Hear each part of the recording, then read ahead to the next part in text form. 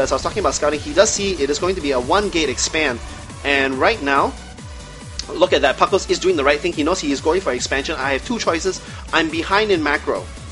Do I get my own macro on? Do I get my own command center? No, I'm going to go for push, because I know you're spending a lot of money. This is 4 zealots right here. This is a 5th zealot, and I saw you only had 1 gateway. You have a 2nd gateway up, and if you're going to be spending all your money on a Nexus, you're not going to have that many probes.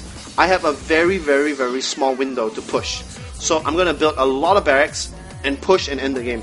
Brilliant, brilliant, brilliant. It might work, it might not work. It all comes down to positioning, but this is what I'm talking about. The first cardinal rule of StarCraft, scout. When you scout and you see what they do, you can react. If you are playing blind, then you are going to build a little bit of everything, because you're going to play one game and lose to Void Rays. So you'll be like, I need to get an engineering bay and get missile turrets. You're going to play another game and you're going to lose to Immortals. So you'll be like, I need more Marines to kill the Immortals.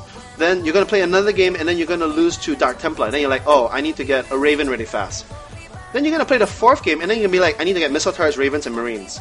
And then you're going to be like, okay, what did I just build? This is a garbage army. So scouting. So scout, know what your opponent is building, then build the counter unit. And I love this play. We do even have a reactor just to get more Marines out. And right now he's going to mass out a Death Ball. And right now, unless Ian is going to get some kind of mass gateways, and he is getting 3 gateways, he's getting his Robo Bay again to scout. Because right now, looking on his camp, he is completely blind. This is what I'm talking about. He's completely blind. He has no idea on how to counter this. And even a ghost economy, yeah, I see the ghost coming out. And this EMP is going to be absolutely critical against this army, because remember, a Stalker has 80 shields, 80 health. If you EMP that Stalker, you did 80 damage to that Stalker. If you EMP a Zealot, it does 50 damage. And if you EMP a Sentry, you cut off all the force fields. EMP is so destructive. And I love this early push. We do have a Ghost. The Ghost, let's see how he doesn't even have enough energy. He does have enough energy. But the thing is right now this is too small an army. I would actually like to see him not push, because he has actually a lot of units in the base, and we should not be attacking half your army right now. And here comes the EMP. No, come on, EMP! EMP! Oh! And the EMP does go off, and the Ghost is focused down. And the thing is right now, imagine if this army had this with it, with a 2nd Ghost, with the 2nd EMP, and you know, Puckles, I love your play, man. I love it, I love it, I love it. But you know, just the thing is timing. If you're gonna make a big push, make as much units as you want to make that push. Then stop making units, because you want to transit out of your push. You make this big push, you do a lot of damage, and then macro up. So I love the fact that you're macroing up, but I don't like the fact that you made a 2nd group of units and you made a 3rd group of units, because if you wanted to make that push, then all these, you should be saving this, and then move out with your first push. Together, there is strength in numbers. There is complete strength in numbers. So then after that, when you make your push, then get your expansion, then get your macro on. You can be constant, you can still make units, but those units should be for defense, not for offense. But it does look that Ian has firmly in control right now. There was a very small window there where he was making a lot of units, because he was getting this he was sacrificing a lot of units because he was getting his expansion up. But right now, because he has a lot more workers, all the economy that he lost, he has gotten back and more. And he's actually moving into a 5 gateway, it looks to be a 5 gateway double robo build, and actually getting Colossus. I love this, because once again, it's all about scouting. Now, it doesn't have to be offensive scouting, it can be defensive scouting. Ian saw that, okay, there was a lot of bio with ghosts. A lot of bio with ghosts. So he has to stick to bio. So I'm going to get the appropriate counter, I'm going to get Colossus. And even if Puckles was to transit out of that and to go into tanks or Vikings or anything, he would be so far behind, and he's already invested in these 4 barracks. So it's not really an option. He is also behind on macro. So, and right now, Ian sees everything. He sees there's a lot of bio. Okay, I'm gonna get that Colossus. But right now, Puckles very wisely has scanned, and he does see the robotics facility. So looking on the production tab, we should see a reactor coming, factory swapping with the starport and getting out a lot of Vikings, and the Vikings would essentially counter this. But I love Ian's scouting. I love it, I love it, I love it. He sees everything, so he knows exactly what to build. And right now, he knows that his army can take this army, so he's not even building any more units. He's actually spending all his money on making probes. He's getting so far economically ahead, 51/32, and the thing is he feels so safe. He is a first observer here. This army can be handled by this army, not a problem. This second observer sees, okay, you're still on barracks. I'll get Colossus. And man, Ian, you are playing absolutely awesome right now, and you are exemplifying my #1 cardinal rule for StarCraft, which is scouting. Now let's talk about #2. Let's talk about macro. Now, the thing is you always want to make sure that you have enough workers. As I was saying in the earlier class, if you're talking about this is not a class, I'm not day 9, but as I was saying in the earlier cast, is you always want to be making sure that your workers are bouncing back and forth like you see here in Ian's case. Right now there's no workers bouncing back and forth, that means you're not saturated yet. But workers bouncing back and forth between the minerals means you are saturated. So right now there's no saturation here at this base, there's no saturation here at that base. Looking at the harvester count, yeah, 33/55, and I mean no harvesters bouncing over here, but lots of harvesters bouncing back here, so you should probably want to transfer some of these over here.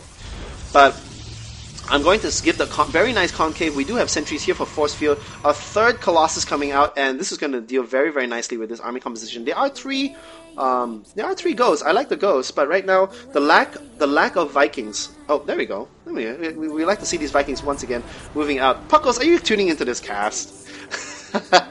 Probably not. But the thing is this is the appropriate counter. He has to be knowing that it's going to be Colossus. But the thing is Vikings take a long time to kill a Colossus because they do 14 damage to armor. But a Colossus has, guess what, 350 health. So it's going to take a long time. We are coming into the battle right now. It's going to come down to good force fields. The Colossus are tearing away at these Marines and Marauders. And right now, the thing is I was about to say, the Colossus are being whittled down by the Vikings. But the thing is can the Vikings kill the Colossus fast enough? Because the Colossus, even though they are not... Even though the Colossus are being completely focused down, they die too slow. They're doing so much damage to your bio, and it's just like, okay, you kill 3 Colossus because you have 10 Vikings. It doesn't matter because those 3 Colossus vaporize your bio army already. Like, okay, I have Vikings, your Colossus are dead, but you still have a crap ton of Stalkers and Sentries, and this is what I love. When you are attacking, start making attacking units. Expand. Because if you're making attacking units, they're going to arrive late, then they still have to walk across the field to join your main army, and it's going to be so late that it doesn't even really matter, because any units that he makes right now will not be in this decisive battle. And right now, Ian is expanding very, very good job, and right now there are no Vikings there. There are 2 Vikings here, and they're vaporizing all these bio, and even right now, not even losing a single Colossus just yet. The Vikings are being pulled back, and all the Vikings do fall to the Stalkers. And right now, Ian is firmly in control. All the SCVs are playing, and this is brilliant play by Ian. And wow, what a game! And right now, this is the Protoss death push, and this is how StarCraft 2 is balanced. The Protoss is a superior race. They take much more time to set up. But if you let them set up to this army composition, they have the advantage. In the same way, if Zerg has the advantage of open terrain and early attack and speed, that is their ratio advantage. If you are a Terran and you can get that huge defensive position with your siege tanks, your bunkers, your missile turrets, that is your race strength. So play to your race strength. Unfortunately, the Protoss race strength is army composition, so it does tend to go for longer games, and you have to go really for that 15-20 minute mark push to win, instead of like a Zerg can go for 8-minute push, Terran can go for 8-minute push. But again, that's the difference why you have different races. You have different styles. Okay, I'm taking a nice swig of my water, and once again we have our Terran hero POV, and it's going to be none other than Slayer's Boxer. And Slayer's Boxer is no stranger to the StarCraft 1 community. He has won multiple titles. Okay, I know he's not Slayer Boxer, but no, Sky, I'm good. Let's keep going, because I'm just gonna take a swig of water and we'll be fine. All right. And someone please type in SE2 chat if how many people do we have? And let's just take a quick break where let's talk about the last game. Okay, let me form my question. Like, what did you think about that game, in the sense that if you're pushing out against Bio, against Protoss, and you know that he's bunkering in, and then he's still He's waiting for that death ball. Should you continue to make bio, or should you swap out into something like tank or Viking?